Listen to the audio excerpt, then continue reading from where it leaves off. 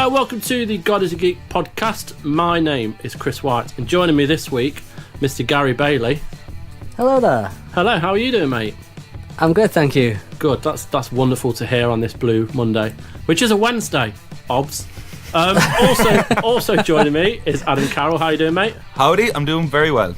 That's fucking good to hear, mate. Good to hear. And also, we have Podcast Virgin on, well, of our podcast at least. That's Mick Doherty. How are you doing, buddy? I'm not bad, thank you. Good. Okay. So, there's one game that we've been talking about for weeks, months even. We've done a lot of previewing of it. But the game is finally out, and Gary and Adam, I believe, have been playing Resident Evil 2, the remake. So, let's just get straight into it, Gary. It's shit, innit? Oh yeah, it's fucking awful game. Cool. Next game.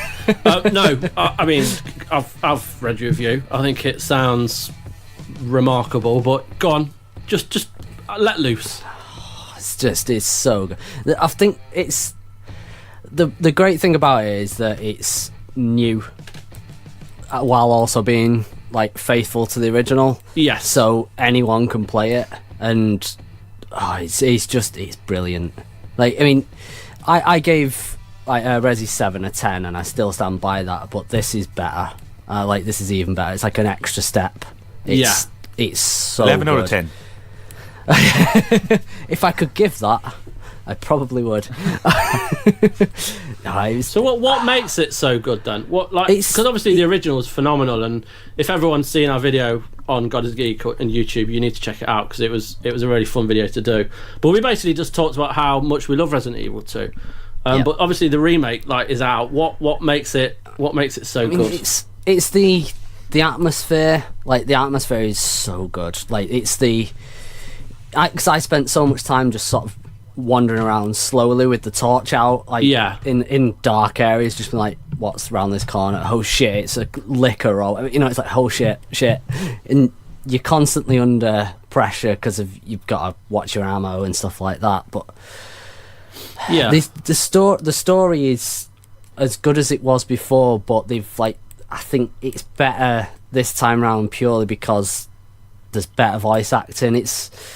One thing. I mean, sorry, just to cut you off quickly, but I'm just curious how they've done it. Like, are there two separate campaigns? Yes. Like the first, yeah. Okay. I surprising most people probably, I started with Leon. Your favourite? Oh yeah. But yeah, you've got the choice. You can play as Leon or Claire, right from the start, and brilliant. It's and each one's like different enough because obviously you've got Leon is sort of the Ada side of the story, whereas Claire is the Sherry side of the story. And although when you go to the police station, it's still essentially the same, whichever character you pick. Yes. It's just there's certain directions you go that are different because of like Sherry and Ada, depending on the characters. But yeah, it's nice to have, as much as I love the old shitty voice acting, it is nice to have a bit more of a serious voice cast to this one. I don't think it'd work quite the same. No, I think you're right, yeah. I mean, one thing I didn't, because it was the deluxe edition, so I got to try out the original soundtrack with it as well. Oh, cool. Doesn't quite fit this version, I gotta be honest. Like, it's cool because there's points where you're like, oh, I recognise this area, and it's the right music for that bit. Yes, yeah. But I think because the original, it was like it loaded in a new room, you got a new piece of music. Because this is all seamless, you go through a door and suddenly the music stops and another piece starts. It's weird. Yeah, the transition's a bit off. But it is still cool to have that. So if anyone does get the deluxe edition, it's a nice little nostalgic nod. Yeah. But if you're like me, you'll probably be like, all right, that's enough. I'm going back to the. Yeah, of course. Because the new soundtrack is very good because it's quite sparse. Like, I mean, you played it at the preview, didn't you? Yeah. There's not that much music. There's little bits here and there, but it's mostly just sort of ambient sound. But like when the tyrant arrives and he spots you, his music kicks in and you're just like, shit. Yeah, because I mean, I got to see that, so I know what you mean. Like, Yeah. I basically shat my pants because I wasn't expecting it, and then all of a sudden you hear it, you're not quite sure what's going on, and then all of a sudden this big hulking son of a bitch starts chasing you. I mean, I said it in the review, so people, if you're listening, go read it. Of course you're listening. What is this if shit? Yeah. I did say, like, the first moment I saw him, I literally went, nope. I just turned and ran. It wasn't even a case of like, oh shit, what's going on? It was just, I knew it was him, and I was like, nope, I'm out, run away. Yeah, of course. But it's like, I think he's one of the best parts of the game, but he's also the only complaint I have about the game as well, because like in the original he popped up here and there and that was it, you know. It was like a scripted moment, and he might chase you a little bit, but that's it, you'll get away and you're done. Whereas this one, he follows you everywhere, right? You know, so you're around the police station, and you know, maybe you've got some distance on him, you can't hear him anymore, but you'll move around and you'll start hearing his boots, and you're just like, right, okay, I'm screwed, you know. Yeah. But because that happens quite a lot while you're trying to solve puzzles and stuff like that, it can get a little bit like tiring when it's like, I just want to do this puzzle, please, you know, stop chasing me for a moment. But it's kind of like, it's not a bad thing, but it's just a thing that I'm like, if he could just stop just for a minute, just please. Yeah, give us a break. It's scary enough. Yeah, that's thing. He's, because there's no way it's ever not tense. Because even when you're just like, oh, please just leave me alone, it's still like, he's gonna kill me if he gets anywhere near me. And obviously, if you've left zombies or other creatures alive, you know, you're still gonna have to run past them. Yeah. And he's gonna be chasing you. But it is quite funny to watch him like basically shove zombies out the way. Oh, does he? Yeah, I mean, there was one point, I was in the main hall, and I heard him upstairs. He came through a door and basically shoved a zombie over the balcony into the main hall. That's amazing. It was one of those moments where it's like, oh shit, he's here, and then I start laughing because it's just the way he just barrels it out the way like it's not even there. It's brilliant. Awesome. One question. I mean, Adam, you've played it as well, haven't you? Yeah, I have. I've finished as well. Have you? Yeah, I have.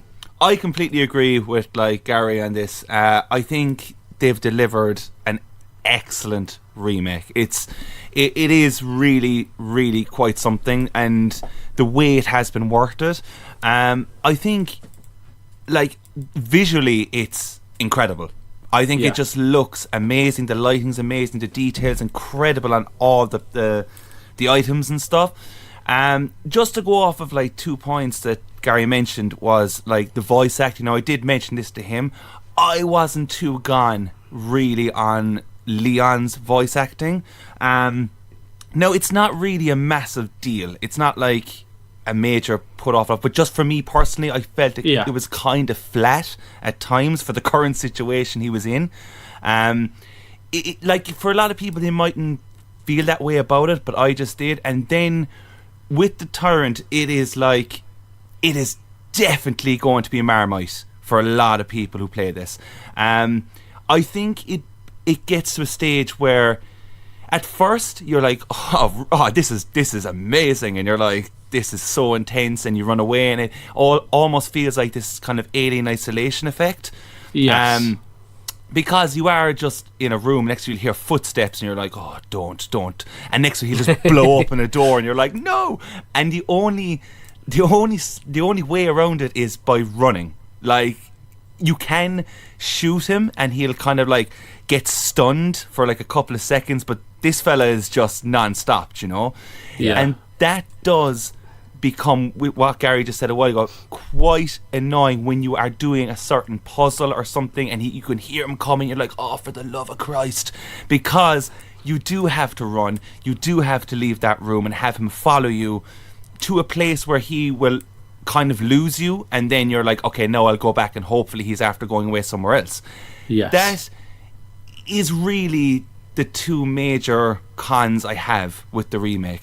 I do think that just the Tyrant is going to be the biggest one for a lot of people, but overall, this game is tremendous. I think the vibe is insane. I think it is incredibly scary.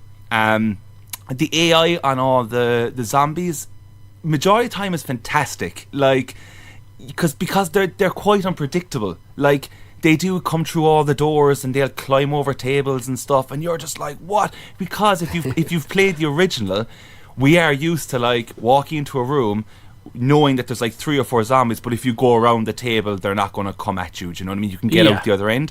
So it's like having this in this remake is quite funny because we're so used to the original. What they do with the story, like, look, everyone knows the story if you've played it, but they do add in a couple of surprises that I was pretty like, whoa, that's unusual, but I'm kind of down for this. There's a lot to love. However, I will say, and I was saying this to you guys as well, like, if the rumor of making Nemesis is on the cards, or like is on the table or whatever, like, I do think that, like, I don't know if it's going to be amazing if this is how they handle the Tyrant in this one. I think they'll have to scale it back slightly for the Nemesis, because if he's always chasing you, you're screwed. Yeah, especially if he has his rocket launcher. Yeah, and it is kind of like it's kind of, it does get frustrating, guys. Like, would you agree to some degree? Yeah, I mean, because there's time. I think I even said it in the review. There's like times where I need to get to this room to solve this puzzle, or I've got this key for that room, and he's just outside that room. Yeah. So then you've got to kind of goad him into chasing you, go, all the way around basically, and yeah, it just sort of lengthens the time. I mean, I don't know how people are going to get on with speed runs on this game with him around, because he's very unpredictable where he'll show up. Yeah, and that's one thing I will say as well, and like spot on for saying the speed run thing, because I did think of that, because the game is actually like, it's pretty long. Like, oh yeah, I felt it was pretty long. I think one thing that they nailed was the survival horror aspect. I think there were so many moments where I honestly had one bullet and I was just in danger in my health, and I was like, how like I ended up doing multiple saves, which is kind of like, that's what we all used to do in these kind of games, you know? Like, yeah, you kind of have to. You kind of have to, and I love that they've put all these kind of little elements in, because the game is pretty difficult. And if people are out there thinking like, oh, I'm going to just go straight into hard mode, whatever, and really kind of like take on this survival horror thing, best of luck, because like, that's going to be another level for people, because it's like you have to have, like, whereas unlike normal, you can just save whenever you hit a typewriter. On the hard mode, you have to find ink ribbons. Yeah. And when you've already got limited inventory spots as it is, yes, yeah. It's, and plus, obviously, there's the added difficulty of everything being harder. Every enemy is tougher. I've got a question about that. Like, because in the previews, it took like sometimes in excess of like 7 bullets into the head of one zombie to put them down. How is that throughout? Do you find, is that quite a common thing? It's a thing, yeah. Right, okay. It seems, I mean, there's a bit of a randomness to it, I think, as well. And there's also, you remember on like the original games, every now and again, you'd have a shot and suddenly the zombie's head would explode. It'd be a random thing, but sometimes it'd be a nice little bonus. It does happen in this as well. Oh, cool. Now and again, I'll line up a pistol shot right in the head. The head explodes, and gory. Very, very gory, this game. Yeah. Because I mean, when the head explodes, it's a split. There's bits hanging out and everything. It's well grim. Yeah. But it's what you expect. It's how Resident Evil always has been. Yeah, of course. When you see, the originals, you could blow off limbs, you could shoot them in the midriff with a shotgun and they'd split in half. You get that here as well, but it's that added level of detail where you'll see the sinews stretching away before snapping and stuff like that. I mean, if you're squeamish, you're going to struggle. One thing I'll say, like, not once did I feel the game lulled. Like, I don't think there was like, I didn't want it to really end, even though you can kind of tell it's coming to a close, whatever. But like, the pacing is so good. I think every room you go into, you're terrified, but you're also just really wanting to look around, because there is a lot of like fan service within it as well. I'm incredibly curious as to where they're going to go. Like, if they release like Resi 8, say, like, I think I'll be so up for this style. Like, I want it to be this style over another first person. Like, I wouldn't argue on the first person thing, but I just feel they've truly nailed this. And it was something that I kind of thought, like, before going into it, I was like, oh, like Evil Within 2, for example, like that, it's just going to be kind of like that. And whenever I saw like gameplay before playing the one-shot demo, I kind of thought it looked like they were taking a lot from Evil Within, but it kind of just feels like its own in a weird way, even down to like when you're running around, you're not really like bolting around the place, you're not able to go that fast. But that's kind of like maybe something they thought of within the design coming from the original, because when you run in the original, like, you can, obviously it's a bit faster, but the environments are smaller. I don't know, they just really have delivered something for all Resi fans. And if you are a fan of the series, and if you are a fan of 2, if you walk away from this going, nah, fuck it was shit, you really should probably just stop playing games from now on, because it won't make, I don't really know what people would want more out of this. I think there's going to be a situation where I prefer if this wasn't the case, that they just didn't do that maybe. But overall, I think like this game is fantastic, like well delivered, like. Oh no, Mick, you're looking to get it, aren't you? Yeah, I've actually put the pre-order in the day. Oh, wicked. So what are you looking forward to most about it? Oh, just maybe to play it again. I mean, I don't think I've played it since it first came out, to be honest. I've never replayed it. Yeah, long time ago, innit? Longer than I care to remember. No, I mean, it looks ace. The combat's ace as well, is it? Yeah.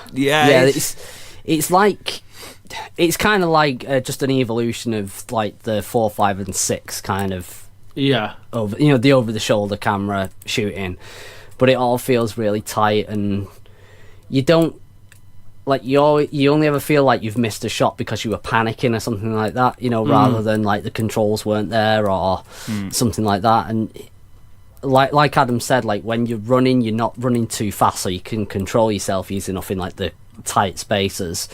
But I think that might have been like a good thing on the part of the developer, by going, you can't sprint, because it makes you feel more vulnerable when, a zombie can lurch at you and you can grab hold of you while you're trying to run away, that kind of thing. Yeah. You're not just sprinting, right away from him. It does genuinely feel like a proper survival horror game again. And that's the thing, like, going with the gameplay as well.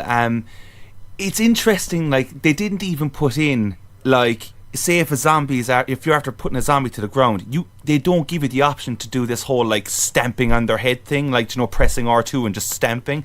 There's none of that in it, like, unless I'm completely incorrect, guys, but I never was given the prompt to like stamp on a zombie. The only thing I ever did was like, I'd use like a knife or something like that if I wasn't sure if it was dead. Give it a slash with a knife in the face and just see if it moves. Yeah. And see, that's the thing, like all these, like, that's another thing with the AI. A zombie will be lying there, you'll walk into a room and you'll see a zombie sitting down, and it might be dead, it might be alive, but the thing is, you don't fucking know, and you're terrified. You're just like slowly creeping along because you're trying to obviously save your ammo, because there was occasions where I had, like, 50 bullets or something. I'm like, I'm sorted, I'm gonna absolutely destroy this game, and I go out, and like, it's kind of funny because when you point it, and this is like, if anyone has played the demo they'll understand, but when you aim, everyone's aiming for the head. Everyone is always aiming for their head, and it's kind of hilarious because the zombie comes at you, and it's almost like he's after a lash load of booze, because he's like really like he's just kind of like shaking his head and stuff, and you're missing constantly. You know, like, no, that could be just me being terrible at the game as well. I don't know, but there was occasions where I was like 50 bullets, no bother, and then I'd be down to like 10, and I'd be like, where are all those bullets gone? I'm like, well, that's what the game does so well, though. I think exactly. You think you've got a handle on a situation. There's just one zombie coming towards me, but as soon as he like bolts for you or shits you up, you kind of you're not on point as you were. Like you aiming will be off. So it always seems to have done that. And you've got to watch it as well, because sound alerts. The sound is so good. You know, if you shoot, you might then suddenly start hearing the boot steps of the tyrant, because he's heard the gunshot and he's like, right, I'm coming for you. Or if there's more zombies around, like, you can creep around the zombies if if you move slow enough, you don't make any noise, and like it's a good thing to do sometimes. But as soon as you shoot, any zombie within the vicinity is going to go, what's that? And they'll spot you, and they come for you no matter what. Let's say even if there's door, you go through a door, they'll still bang that door down. And honestly, like, this is another thing we didn't really touch upon, but like the actual sound overall, like, it's essential to play this game with headphones. Headphones are the surround sound, because things like when the tyrant comes, you can tell if it's the right or left. Like, you can really hear him coming. And when you open a door and say if there's a zombie in there, it's almost like they have a microphone, because they're so loud when you walk in. They just roar. They get so angry with you. And there's so many occasions where, like, I've opened the door and I went, nope, and I just left the door closed back again. I was like, okay, what's inside here? This is going to be like a nightmare. It just handles the tension very well. Like, I'm not going to say this is the scariest game of all time. It's not, you know, like, it doesn't have, like, when we played the original when it came out, it was very scary. It was a different time. And I think now with games such as like Outlast and, like, you know, the PT demo and whatever, like Alien Isolation, I'm kind of a bit like unsure of what I'm really scared of when it comes to games now. And Resi 2, like, the remake still does a great job of being scared, but it's not the most terrifying thing ever. It's a different kind of horror, isn't it? It's more tense rather than like just shit your pants scary. But it's because you're always afraid of something that's around the corner, or you're not sure how many zombies are in that room, that kind of thing. So you're just always on edge rather than scared. Like, when certain things happen, like we all know the liquors exist and stuff, right? But when you eventually like see one, I smile, but I'm in my head going, oh no, but I'm smiling on the other side. I'm like, this is great, but I'm so not ready for this. It is. I really do think this is like, what a start to the year to have this game. Like, I think that one of the best things is, as I said earlier, is we're saying, oh, it's more tense than scary, but some people will come in and they'll be scared. Some people who haven't played Resident Evil, well, either Resident Evil at all or Resident Evil 2 before, they'll come in and they'll experience something brand new, as well as, like, the fans will see that as well. Yeah. But there's just that little bit extra for fans. Like, there's little stuff, little nods. You've got, like, little musical nods to, like, the old music just in there now and again. You've got stuff like certain zombies, they're the same as they were in the original, just obviously higher definition.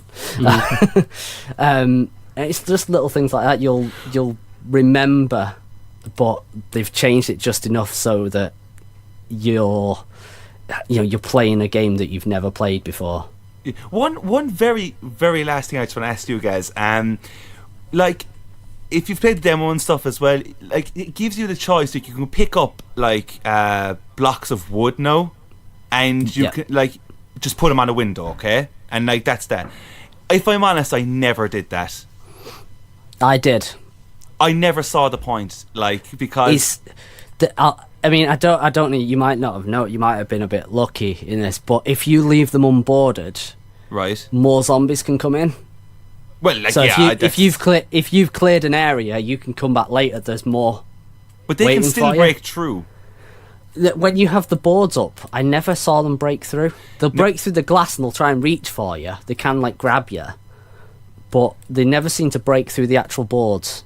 I never saw that happen. I feel like maybe it was in the demo, because in the demo they let you do that if you wanted. And I remember I picked it up and I went, "What the hell is this?" And I just kind of saw I can put it on the windows. Oh, cool! And I did that, and then I'm pretty certain one of them like broke through eventually. I think it just slows them down ever so slightly, which is why I went, "Oh, fuck that! I don't want to be doing them at all." Like, just I wouldn't say do it on every window, but if you choose certain ones, like no routes that you're going to take like more often, that kind of thing, then it's worth putting them on. Even if it does just slow them down, it just means you've got that bit of a buffer. Yeah, tremendous game. Loved it. Well, I've been playing something a little different, and it's very rarely we get to talk about VR on the podcast. And I've been playing Ace Combat 7 now. I know that's not just a VR game, but I haven't had to review it, so I haven't had to play through the main story. I've just been obsessed with the VR mode of this game. So for those that are listening that don't know what Ace Combat is, it's a flight sim that's been around for a long time. I think it's 20 years. So it knows how to make a game like this. But the VR mode is essentially everything you think it is. You are in the cockpit, you are Goose, you're Maverick, you are King of the Skies, and it's incredible.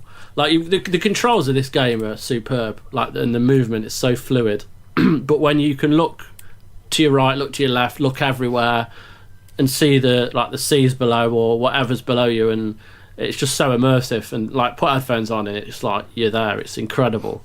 And I basically just wanted to talk about that because I think there's a lot of VR games around, and a lot of big games like that have VR sections in the games that are never particularly that great. They just feel like a bit of a add-on for the sake of it. But this properly uses VR in the best kind of sense. And is it a big chunk that you get there? So from what I've played, there's like certain mission, like scenarios sort of thing where you just play through in VR. So it's not the main story. It's just kind of like just one-off missions, it seems so far. Yeah. But in that, like the first mission alone, you're like flying around for a long time, and there's a lot of kind of enemies that come at you, and because obviously playing like your targets are in front of you, and then they can fly past you. So to get back round, you're having to turn awkwardly, but you get to look as well. So you've got more scope to see where you're turning, and then you're having to like fly right down towards the sea and stuff like that. And when you crash, it's bloody shit you up because you're so immersed in it. You die in real life. It's one of them. No, it's just a really, really good game, and I think if anyone's read Mick's review of the actual story mode and everything else, then it's certainly worth playing. But I think the VR mode is excellent. I was just gonna follow up like motion. Like how are you getting on with it? Like, yeah, so this feels like something that I would like. I remember. Jesus, what driving game is out in the VR? Is Drive Club out for it? Yeah, Project Cars. I don't think Project Cars is. Is it not? It is on PC, but they never added it for not on console. I don't know why. Yeah. Well, I basically remember playing. I think it might have been Drive Club VR or something, and that was when motion really hit me, and I actually kind of fell off the couch because I wasn't able to handle it because I crashed. Like I feel like Ace Combat would murder me. Like I don't know about you, Chris, but I've found that games where you're sat in a cockpit kind of thing, it doesn't bother you. No, it's more games like when you're walking around where your body feels like it should be moving. It's like, why aren't my legs moving kind of thing. That's when the motion can get you. But I don't know whether that's just me or whether I'm the same. I'm the same because like at first it's one of the best kind of. It's got the best kind of controls in it where. Obviously you're tilting left, you tilt to the right, you're flying up, down, left to right, but you don't. I never felt nauseous. I very rarely do with VR. There are some games like you say, Gary. Where, I'm quite fortunate, but there are some games that do get me. Like, and I don't know why, but it is the games when you can walk. Like Resi 7, it doesn't make me feel sick, but it's weird because you're sitting down. And you're moving around. Like you're using the controller to move around, so you've got better movement. And like Firewall, that game I was talking about on the Game of the Year pod, like the I've played that, yeah, that's good. Yeah, the way you're just like running around, and you obviously, and Borderlands, all the games where you kind of you get to move like you would in real life, I guess. Yeah. But yeah, Ace Combat's excellent. It's ace, in fact. Oh, I wasn't even trying to be. I only actually that remember was playing. shit. The last one I ever played was Air Combat, which was the very first game. I bought it for my. I think it came out in October in like '95, and I bought it for my birthday. Yeah, and I remember not having a single clue how to play it. I was like, "What is happening?" The controls are very like simple for like someone like me who's very well. I've never played one, so it is dead easy to kind of get used to it. It's like playing like flying in Far Cry. Very straightforward. With this being on VR, I definitely want to play something like this. I think it's certainly, if you've got a VR headset, it's a no-brainer for me. Like, this is the sort of game that VR was made for. And I think in the last year, VR, especially on PlayStation, because I can't speak for the Vive or the Oculus Rift or anything like that, but PlayStation VR in the last year has brought some really good games. Like, they're just fantastic. And I think this is certainly one. And whilst we're on the subject of VR, I've actually reviewed a VR game as well. The review is live now. It's called A Fisherman's Tale. I don't know if anyone's heard of this game. I've seen the style of it, and it looks like right up my street. It's very good. Like it's a physics puzzler kind of thing where, and this is going to sound really weird, and I'm going to try and explain it as best I can. But you're basically a puppet in a lighthouse. And you look exactly like the bloke who lives in the lighthouse. So you're moving around this room at the very start, and if you look above, you can see you in a bigger room, mirroring whatever you're doing. And then above that, there's another room, and it kind of keeps going on. So one of the puzzles, for example, is there's this wall with like pipes in, and you need to find 3 missing pipes to put in so that the water can flow through. And you're walking around this room, and there's a little box, like a ring box that you would have, and there's a tiny pipe in it that you can pick up with your like index finger and your thumb. So you pick it up, and then you go back to the model lighthouse in the other room, and you drop it in, and then above you falls this bigger pipe, which is now at a size that will fit the wall that you're trying to fill it with.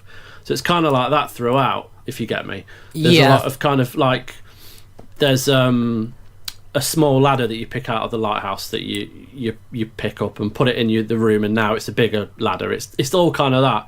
But towards the end, it gets like really clever. The only downside is the movement, because it's point and click.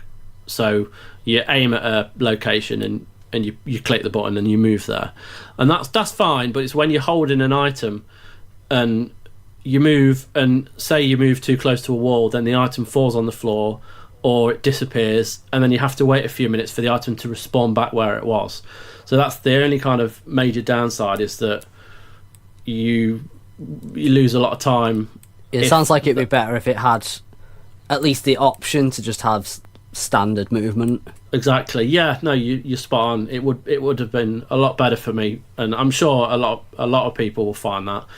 But Gaz as well, there's scenes which I wasn't expecting where, obviously you're a fisherman, but there's like cutscenes where you're on a boat, and there's this one scene where I think I can see where this is going. There's this one scene where you go underwater, like you fall out your boat, and it kind of fades to black, and then it comes back in, and you're underwater, and there's like just like a dead fish falling down, the waves outside, and oh god, yeah, it would. I had to close my eyes. Oh no, it's really bad. But like, despite that, it's certainly like worth playing for people who want a bit of a challenge in VR. It's just a shame that you've got that issue with the movement. But yeah, you can go and read that review. That's online now. Yeah, that's pretty much it for games, because we've not really had many out. So we're going to do news now.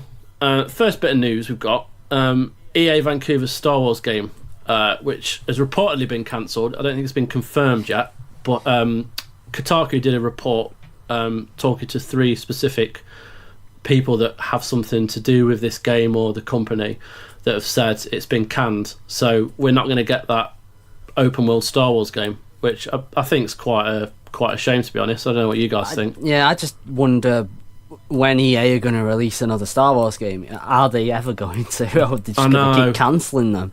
Because this was formed out of the Visceral Games Amy Hennig collaboration, which this was nuts. this one. Yeah, and it kind of, when Visceral Games went under in 2017, EA Vancouver took over the project. But then since then, there's been nothing. There's been no new footage, no news whatsoever. It's just assumed that they were working on it, and then all of a sudden this report comes out saying that it isn't anymore. Like I don't know if it's going to be confirmed soon or what, but it's a real shame because I mean the scope of a Star Wars open world is going to be tricky. I get that, but it's only only surely in the location of it, because we've seen massive open world games be fantastic. I don't know why they just can't crack down and get on with it.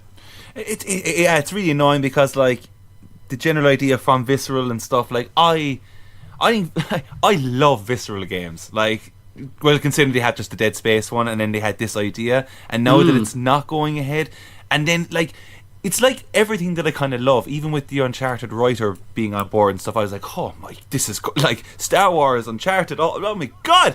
But like, this is, I don't understand. Like, considering, like, how is Battlefront doing right now?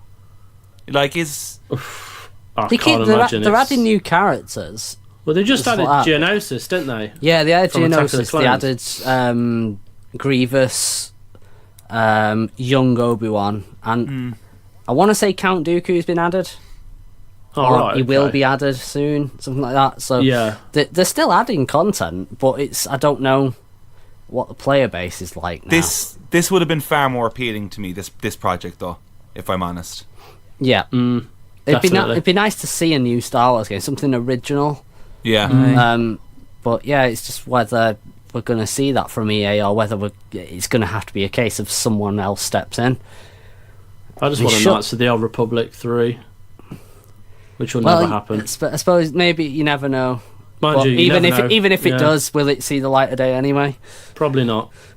It'll probably get announced 5 years later. It'll be cancelled. We're used to it by now.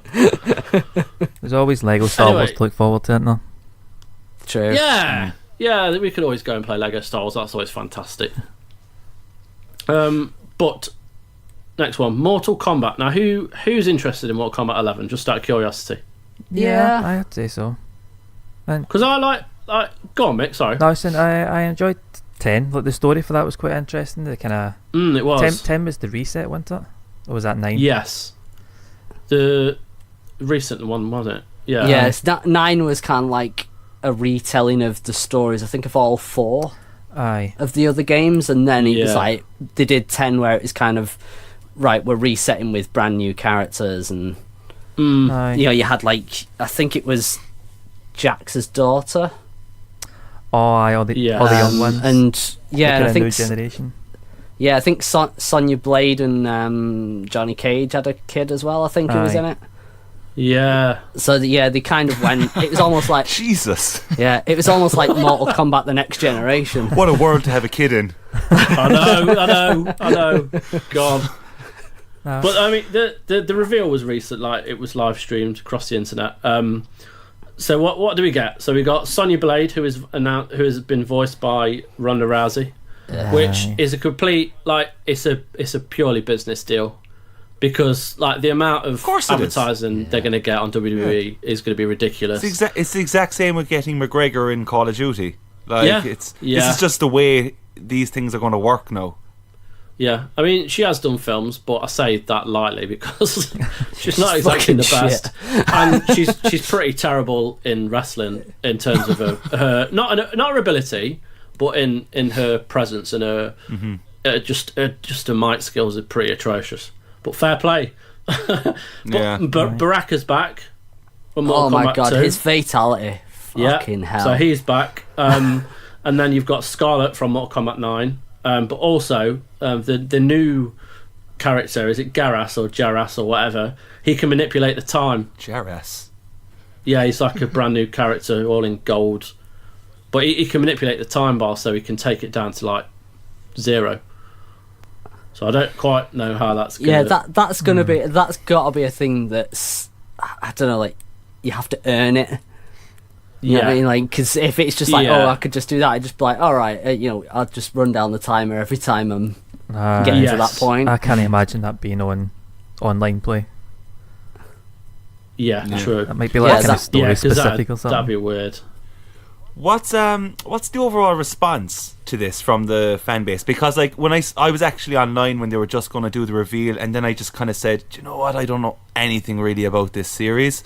I watched gameplay afterwards, and I was like, yeah, look, it always looks polished and looks incredible, and like it's super smooth, and like the violence is always the violence, and you're like, Jesus, that's insane, like how they're doing that. For some people, I know that they'll probably not be too gone in how over the top it's maybe going, but I don't know, that for me personally, that's what I kind of like to look at, because I think it's hilarious that developers will sit down and think about these fatalities, and like, what a job though. What a job, you know what I mean? Job. It's like, I came home, I came up with 2 fatalities today, good day in the office. Do you know what I mean? Am I right in thinking in this one you can create your own character as well? Oh, I don't know, that'd be I'm sure I remember seeing that, which that'd be bizarre if you made something to look like you and then you're getting your head ripped off and stuff. That's just going to be weird. Out of body experience. Yeah. But I know, it looks cool. I think the general opinion is it's looking very good.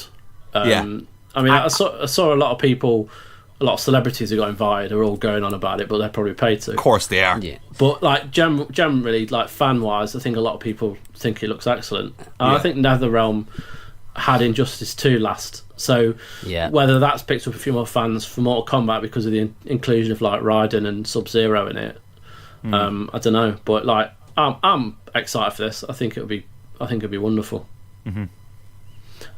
So Division 2 is getting a beta running from February the 7th to the 11th, which I don't know. What's everyone thinking? I don't really do betas, if I'm honest. No. I don't mind them, but like with this, I'd rather just wait until it comes out and just get a band of us together and just go on and do it. Because I don't like waiting for things. So like we'll get like do a good job in the beta, and then it ends, and then you've got to wait another month. Yeah. Like, what a burden. Do you know what I mean? But like it's still. I'm actually, because like I'm not really bothered about the Division 2. Like I played the beta of the first one, and that's it. I never went back. I never bought the full game or tried it. But the more I'm seeing of the second one, the more I'm kind of interested. But I mean, I think this beta's just for pre-orders, isn't it? So it's like you're gonna have to pre-order it if you want to play it. But what's selling you on this one, guys? I genuinely can't explain it. I'm just seeing some of it and going, I quite like look. You're kind of just in the mood for it. Maybe it's just because the first one looked very grey because it was all like snowy, wasn't it? It was just a very colourless game. It was pretty grim, yeah. Whereas this one, there seems to be more colour in it. Whether it's that, it just makes it pop a bit more. I don't know, but there's something making me go, maybe I should at least give it a try. I think with the original Division, like I remember playing it after a couple of weeks of it coming out with Adam and Mick Fraser, and like we had a good time, but they didn't feel like there was much more to do than your standard missions, and then the bit in the like, is it the Dark Zone? Yeah. The bit in the middle, which is really good, but then like over the year, a lot more content kind of came about, but no one was playing it, so there was no reason for me to go back. And I just hope when it comes out to start with, there's just that little bit more to keep playing, and then when they add something, it won't be a case of like, oh, I've got to go and play that straight away because I'm bored of everything. I've done everything. I just want it to be a gradual increase, but there'll be enough there to kind of keep people playing, because I think Ubisoft do a good job with kind of games like this. Like Ghost Recon Wildlands was a really good game to play with friends, and I think when they get it right, they get it right, and I just hope that kind of is what happens with the Division 2. Yeah. But you can, if you pre-ordered the game, you can play it automatically. You can sign up to win a chance to participate. So there you go. Salt and Sanctuary releasing for Xbox on February the 6th. So if you haven't played it on PlayStation or Switch, well, for starters, why? But if you only own an Xbox One, you need to get this. Tell him, Gaz. Yep, definitely. I've already. It's the only game I got a platinum on PS4. I loved it that much, and then I played it again on Switch for the Switch review. And yeah, I loved it again, all over again, and I know I'm going to end up buying this on the Xbox and playing it again. Yes. It's such a good game. Oh, it's fantastic. Such a good game. It's basically like stick Dark Souls and Castlevania together, and you've got Salt and Sanctuary. You got one sexy baby. Yeah. Video games, but wise. Let's move on. The Dark Souls trilogy collector's edition unveiled. So has anyone got like $4.50 free just to go and buy this? Wow. Yeah. Wow. I'm totes just going to reach into my wallet and pull that out and buy this. Now, like, it's a good idea, but like, yeah, let's tell you what you're getting. So you're getting all the games, you're getting all the DLC, which is good. Maybe you get high quality numbered and hand painted 34cm Elite Knight at the bonfire statue, the soundtrack featuring 6 soundtrack CDs with music from all games, and a 460-page Dark Souls trilogy compendium containing illustrated maps with boss and NPC locations, item encyclopedia, bestiary of enemies and bosses, and a manuscript of all dialogue from each game. Like, what dialogue? But that's released on March the 1st for PlayStation 4 and Xbox One. Collector's edition will be coming to PC, PlayStation 4 and Xbox One from May the 31st. Why? I mean, we've got a question from one of our listeners in a bit in regards to like expensive special editions, collector's editions. Why do people buy this? Like, they would. Some will. It's mental though. I'm the kind of person that buys that stuff. It's one of those weird ones because it's like it's a trilogy that's, you know, it's not like the first time you can ever play these. You know, these are all out. You've been able to play them for ages. It's a bit of an odd timed one, but I suppose it is. I mean, it's a very limited one, and it is purely for collectors. You know, I don't think they're even going to pretend like it's going to be for, I mean, oh, you might like this. It's like, no, this is for people who love Dark Souls, and they really want this statue.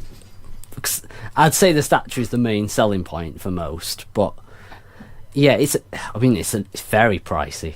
Very pricey. If I'm honest though, like things like the soundtrack, right?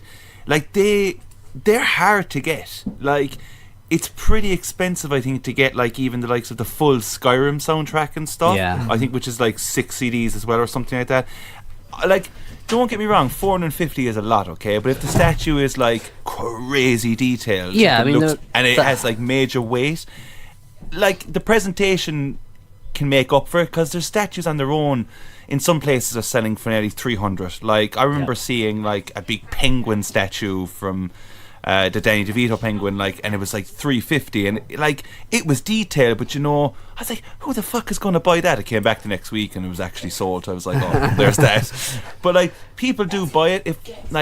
If I was this insane about Dark Souls, I would probably buy it, because I'm one of those suckers as well. I love collecting stuff, but like, to just drop 450, like, I definitely can't. It's a lot of money. No, it's one of those. I think you're right on saying, like, the stuff that you get in it, it's worth it to the people who are going to collect this. You know, they have that kind of money. I think it's just a weird time. That's all. I think if this was released, say they released this trilogy alongside Dark Souls 3, or when they did the Dark Souls remaster, rather, that's probably the most likely, then I think maybe this would have been a bigger thing.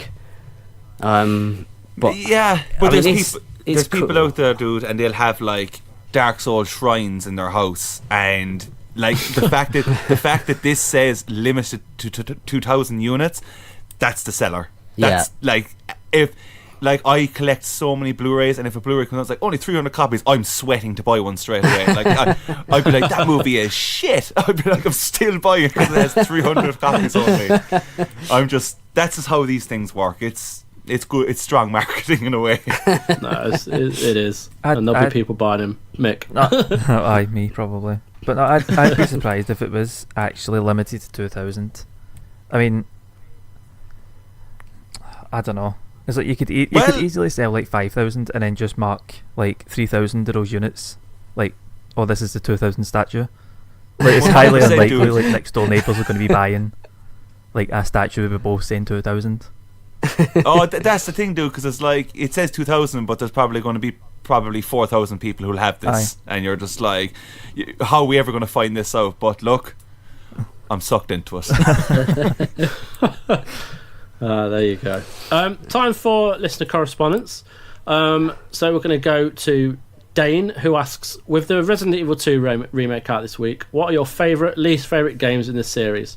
And what improvements to the original game, other than the obvious visual upgrade, are you hoping to see? Well, two of you already know that. Yeah, I mean, to be fair, I did do a list on an article on the site a while back. Yeah, you did. To be fair, best. And you know, the original I think is still my favourite.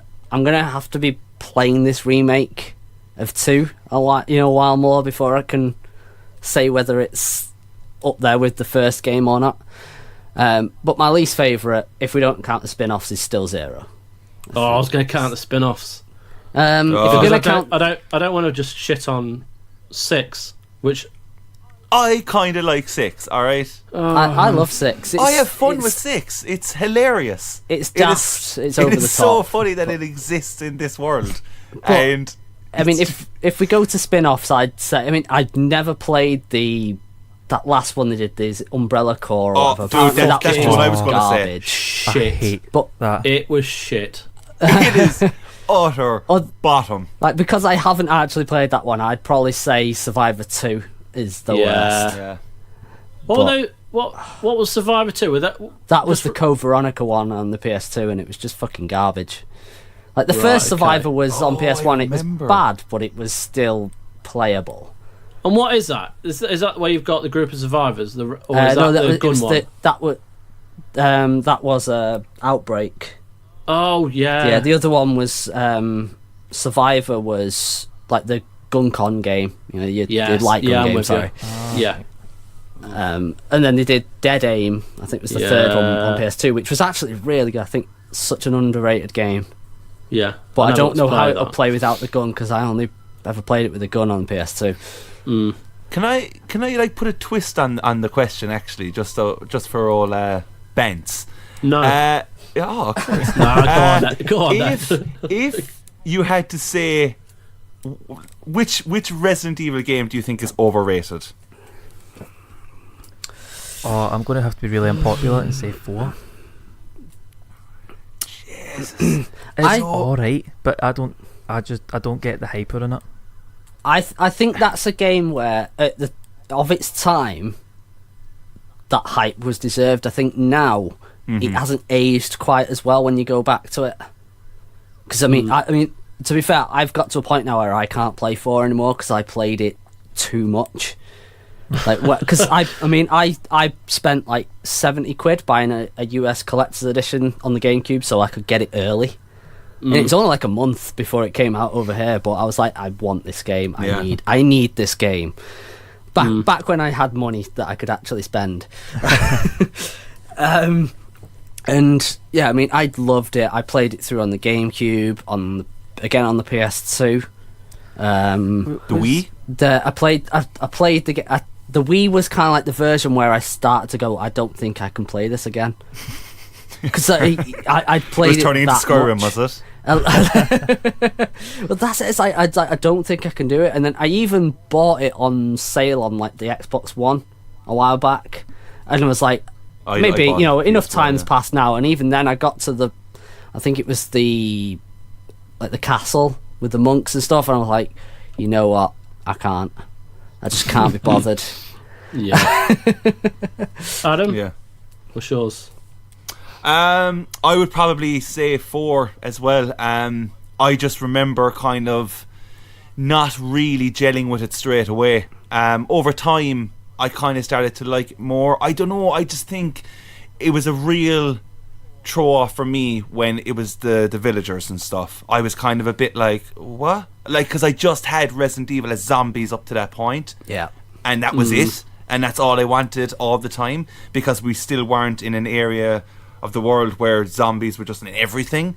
Yes. So, like, it was still really scary and still really cool. So these villagers, I was like, oh, what? And then I just felt the game looked so fucking brown. I was just like, okay, and like it is a really, really, really good game, but like, just to go off the overhyped thing, I feel 4 is that.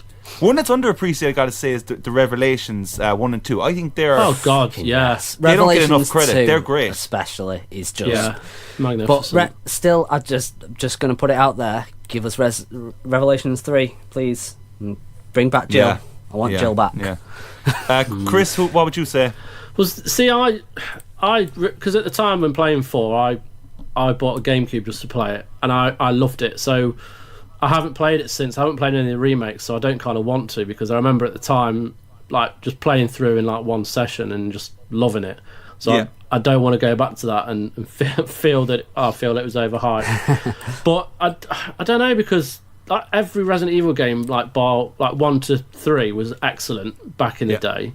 Resident Evil 0 was fine, but then that was never overhyped. No. And 6 was kind of wasn't appreciated by everyone. I don't know if 5 was overhyped, but I didn't really like 5 that much. No. So I'm going to just go with that. Let's just say it was overhyped. And 5, I think, is still the highest selling game of the series. Is it? What? Well, there you go. Are you serious? I'm not sure if that counts 7. I don't know if that outsold it, but I think because 5 was the first one on like the new generation at the time, the 360 PS3. I think because of that and the co-op side of it, I think that's what got it the sales. It just did really, really well. Yeah. Was Mick, 4 the you're one? going with Resi 4. I am sticking with Resi 4. Yeah. But was Resi 4 the one that had that awful collector's controller? It was like the shape of a chainsaw or something. That was just it's brilliant. unusable. It's brilliant. Oh. I've got one of them I was into on the that too. GameCube. I regularly look up online for that to see if I can like buy it for a decent price. Yeah, Just to have. Like, I don't even know if I'd sell mine, but it's just like it's just sat there. I only ever used it once, and it was I think surprisingly Nicola comfortable. has it too. Nicola has the PS2 one, yeah. Yeah. And it's I mean it's stupid. There's no way you can really play using it properly. Not for long periods anyway. It's surprisingly comfortable. It's surprisingly comfortable to use. It's just it's awkward in just because of the shape of it. Like, you've got a chainsaw sticking out one side, kind of, or like the chainsaw blade, I should say, sticking out one side. So, it's not exactly practical, ergonomic. Yeah. There you go. Chin controllers. So, Thomas, Llama Fluff 42. If you had to give up one, which would it be? Video games or films? Films. Oh, I don't know. This is a tough one for Adam. I can feel it. Yeah, I can feel his conflict. I was. This question has been in my head all day, and if I'm honest, I probably will have to say films, because of you get in more of an interaction with a video game. You can actually do something with a video game. A film, like, as much as it kills me, but over time, a film will end and you'll be like, all right, cool. But like a game can go for a long stretch of time. So yeah, nah. Mick? I've been spending all day thinking of this as well, and I think I ended up on films for two reasons. One, I wouldn't have to sit through an awful video game version of a film. No, wait, film version of a video game even, and I would never have to see Adam Sandler's face again. Fair point. That's a good one.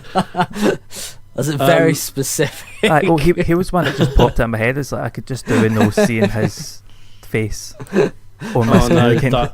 It's weird you say that because he popped up on like Twitter today because I'm pretty sure it's like an anniversary of Happy Gilmore or something. I don't know, and I was just like, that's when it was like I used to love Adam Sandler, and then he started making his own and films. Jill. yeah, exactly. And he kept making films. And he's the only one that seemed to appreciate Roy Schneider or Rob Schneider or whatever his name is. Yeah, Rob. Oh, Rob. It wasn't Roy Schneider. Was he doing Jaws? Yeah, and Sequest DSV. Boom. Bad boy. I'll tell you what, Adam, I want to change this question one more time for you. Alright. Video games or music? Oh Christ, it'll probably be video games. Yeah. It's just I always say this, and it's very, very, very cheesy, but the world can't survive without music, and that's a fact. Even though it's a very, very shite industry in terms of making people right. cannot survive without music. Like, everyone needs a song like in their head to be singing because it makes people very calm and it changes people's moods. Right. Even though video games and films do the same thing, music is definitely important. Yeah, agreed. Luke Phillips at Lukey EDH. When the reveal of we've already done this kind of, but I feel that it's been so well received. Mortal Kombat 11. I feel that it's been so well received that it has an opportunity to transcend its core fan base and draw in players that aren't traditionally core fans of the genre. What do you guys make of the reveal, and has it piqued your interest at all? So is anyone going to be getting this after the reveal, basically? Yeah, I'll probably. I mean, I loved Mortal Kombat 9, and I love the fact that since then every fighting game has basically used its story mode, basically the way it worked. 10 I wasn't as keen on, but it was still good. But I think because these guys are still the guys that made the Injustice games, and Injustice 2 is just fucking brilliant. Because of that, I'm just like, yeah, I'm still in. Yeah, I want it 100%. I want to get me some gore. So my boy Lyle Carr at Fish Chips Whips asks, I definitely want to know about your favourite cakes. Alright, can I jump in here for a second, right? Like, we are here doing this video game podcast, right? Now, for a couple of listeners, they might not know this, but me and the other Adam used to do a food podcast, right? Where were all the questions then regarding food? This would have been fantastic. I don't know what's happening. But to answer your question, Fish Chips Whips, and I'm just going to call you that because it's a very entertaining Twitter name, I am going to say a lemon cheesecake. Oh, because anything lemon is the business. Yeah. Well, I'm going with Battenberg. That's a nice one, yeah. Hang on a second. What's that?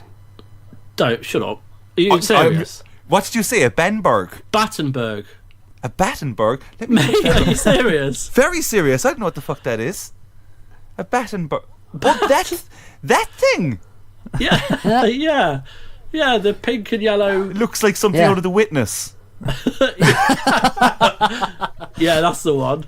Yeah. Oh, right. I've never actually tried that. It looks they're very sweet.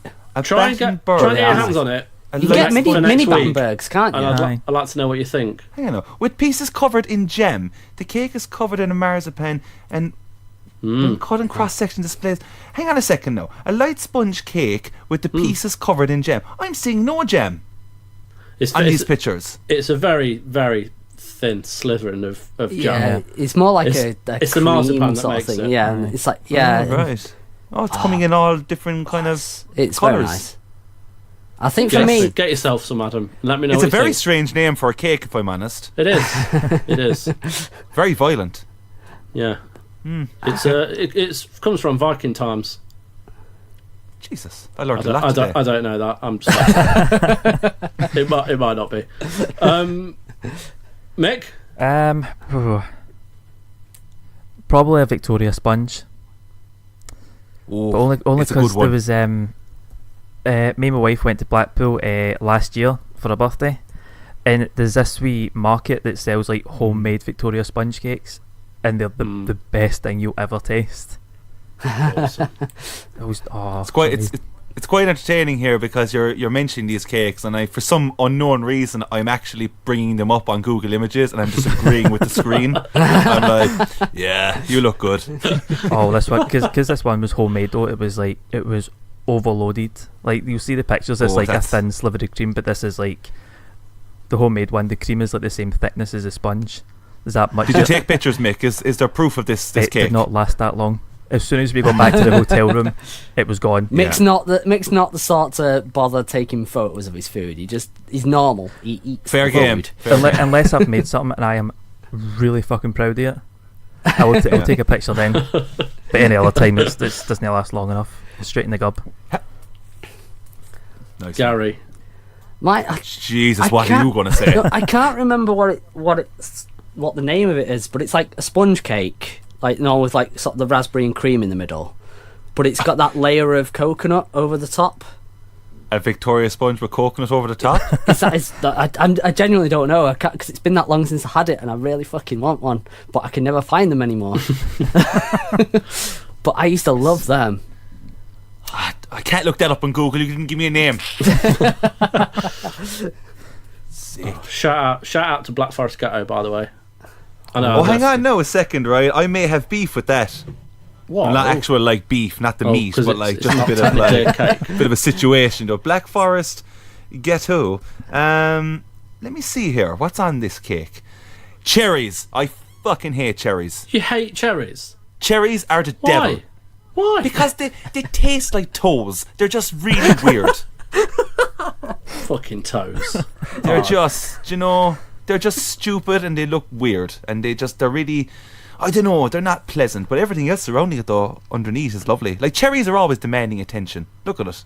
You can't look at it, but if you looked on Google like I am, I bet the pictures are like the pictures of cherries are like they've got a shine on them, and the majestic. They went to the cherry polish shop or something. Yeah. They are seriously popping. Yeah, which is an actual shop. Oh, a good old chocolate fudge cake as well. Good. Like chocolate fudge brownie, isn't it? With ice cream, and the ice cream melts over it. Oh, do you know what I don't like at all, lads? Is I don't like eclairs. No, mostly just ale. Yeah, I'm not that. Yeah, I can eat them, but they're not. They're really crap. Like, you'd always get them at like a stupid function or something that you don't want to be at, and you're like, oh, brilliant, nice one, cheers. And it's always, it looks really depressing. Style over substance, chocolate eclair. Yeah. Well, what about vanilla slice? Oh, what's that? Nah, not for me. You've not had a vanilla slice? It's Nope, basically I haven't had it. like really thick custard with like 2 bits of pastry at the top and bottom, some icing. You try and eat it whole, and it's all over your mouth. Oh, aye, it's all so over your as face. soon as you bite it, like the rest of the custard just comes shooting at you. Yeah, see, I don't know how I feel about that, lads, because I have a beard, and you know what I mean. Carnage. That's the problem. A bit gets stuck in that beard. It's gonna smell in a few hours. Vanilla slice, and I found that. What's unfortunately? Is that like you ate one, and then a few hours later you went home, and the missus was like, "What the fuck is that smell?" I thought to shit me sound, Gary. I swear to God, that stuff does happen, man. And I'm not like, no joke here, right? I remember one time I had a bowl of Cocoa Pops, and it's gonna sound disgusting because it sounds like I don't wash myself, but I do. But like, I had a bowl of Cocoa Pops, went off with my day, whatever, grind, and around lunchtime I was scratching my face, and 3 Cocoa Pops came out of my beard. It's like, that's desperate. And I was surrounded by people. I was like, well, I've no way of getting out of this. I'm just really embarrassed right now. So I look like an absolute slug. I've had something like that. I had something like that once. I've got a lip piercing, but I've got a spike stud, and I had a rolling sausage in work one morning and took a bite in it. Did not realise that a bit of bread lodged itself on the stud, and I didn't notice for about an hour, and I'd been going up and talking to people with this bit of bread hanging off my stud. For some reason, I just envision a more extreme version of the whole roll just being stuck on your stud, and you're just like carrying on with your day, just being like, whatever. It could have been I wouldn't have noticed, but the fact nobody said anything to me, so they just both looked at me and went, aye, that seems pretty standard for Mick. Yeah, it's a good place to keep it rolling out, to be honest. Aye. Good place. And the final question, which is a reoccurring question. McPoo asked, you have to spend the next 24 hours in the world of your last video game you played. Will you survive and will you have a nice time?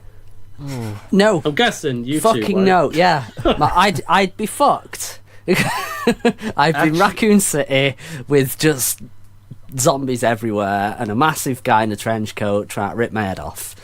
Yeah, so no, nice. I wouldn't have a good time, and no, I definitely wouldn't survive. My one's actually quite different. I plan on talking about this game like probably next week, but I started Detroit Become Human. Oh yeah. And yeah, to survive in it, I don't really know. Like, it depends if I'm an android or just a miserable human being, because that's what that game seems to be at the moment. So a lot of miserable people and that. Yeah, like, I don't know, maybe. Like, the androids seem to be kind of okay. They seem to just crack on with their day. So if I was one of them, maybe.